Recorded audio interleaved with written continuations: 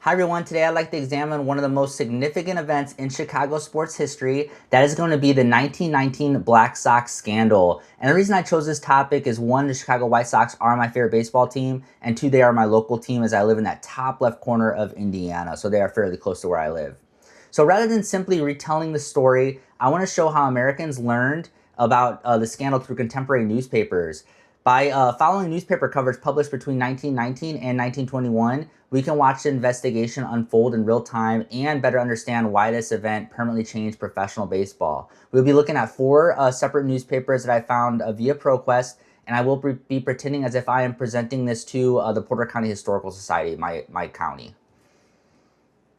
So Chicago before the scandal. Before examining the newspapers, it's important to understand the setting. In 1919, baseball had become America's national pastime. It is everything that is good in the United States. And the Chicago White Sox were one of the strongest teams in Major League Baseball. They entered the World Series as an overwhelming favorite against the Cincinnati Reds. The odds were definitely in their favor. They were expected to win this. However, tensions existed behind the scenes. Several players believed owner Charles Comiskey underpaid them despite their success, creating resentment that gamblers would later exploit. At that time, however, fans expected a championship, not a scandal. And if you look at the right side here, I have a picture of the 1919 Comiskey Park as well as an above shot right there. All right, so slide 3, rumors surface. The first newspaper I examined comes from the Sun on December 31st, 1919, just a few months after the World Series. Rumors circulated that several White Sox players had intentionally thrown games. White Sox owner Charles Comiskey, where you can see him pictured down here, he publicly offered a $10,000 reward for evidence proving these allegations to be true. Interestingly enough, the newspaper emphasized that investigators still lack sufficient proof. This article demonstrates how journalists attempted to balance growing public suspicion with responsible reporting while this investigation remained incomplete. And here's a picture of the newspaper right here.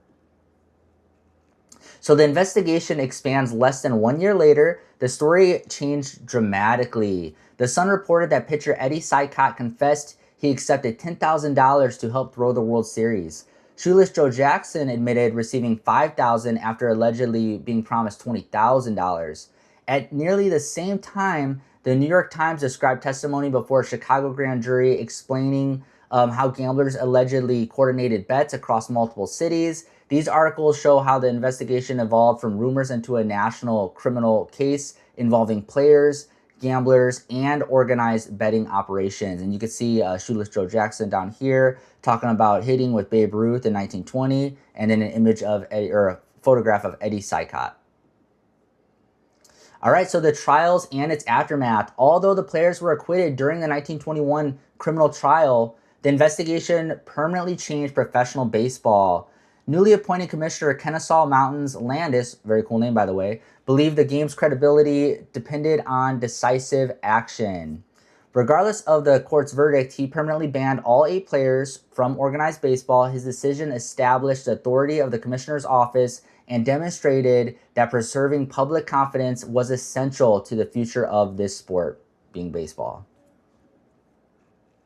So public reaction. The final newspaper illustrates just how strongly Americans reacted to this. In July 1921, the Washington Post referred to the accused players as murderers of the sport. You can see this screenshot of the newspaper down here below, reflecting widespread public outrage. This language demonstrates that many Americans view the scandal not simply as criminal behavior, but as betrayal of the nation's favorite pastime. The newspaper also helps explain why Landis believed permanent bans were necessary to restore public trust in baseball. Stuff that's present today with the Houston Astros, the Ohtani, Pete Rose, all that stuff.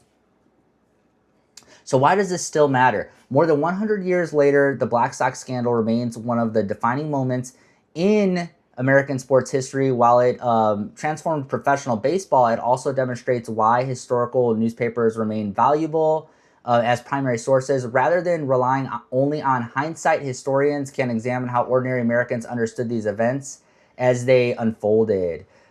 Reading these articles chronologically allows us to follow the investigation from rumors to indictments to trial and ultimately lasting reforms that continue to influence professional sports today. Thank you, and I'd be happy to review your guys' responses as well. And here is my bibliography with the 4 newspaper sources, as well as my secondary sources to get that background knowledge, that background info. Thank you so much, guys, and I appreciate your responses to my video. I look forward to responding to your video, and God bless you. Have a great weekend.